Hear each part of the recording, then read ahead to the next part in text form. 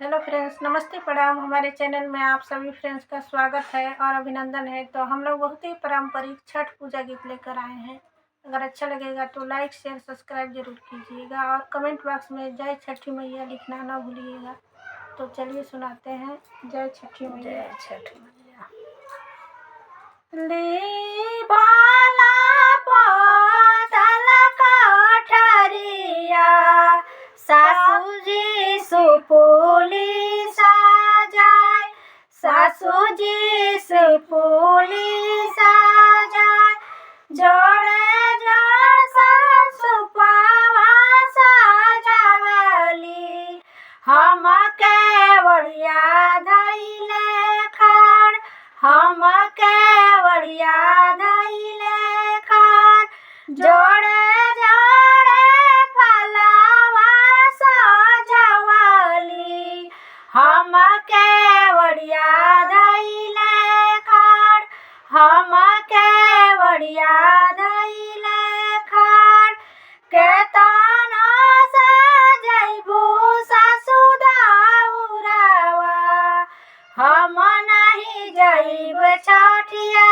घाट, हम नहीं जाइब छठिया घाट, केतन सजैबू सासु दाउरावा, हम नहीं जाइब छठिया घाट, हम नहीं जाइब छठिया घाट, बिनु रे बालकावा के गोदिया, हम के कुछु ना सहाय, हम के कुछु ना सहाय, बिनु रे बालकावा के गोदिया, हमारा कुछु ना सहाय, हमारा कुछु ना सहाय, एकाहू बालका छठी माई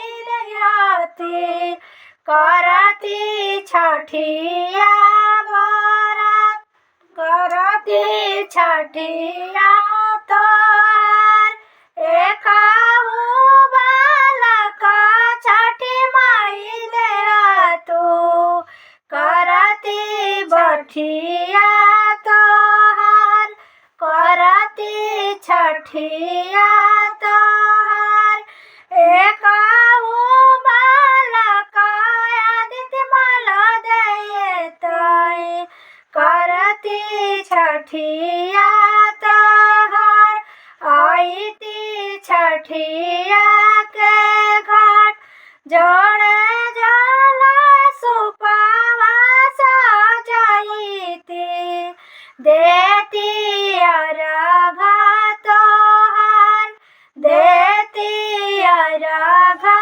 तोहार, जोड़े जोड़े फलवा सजाईती, भरती कोसिया तोहार, भरती कोसिया तोहार, जोड़े जोड़े कोसिया भराईती, आईती छठिया के घाट, आईती छठिया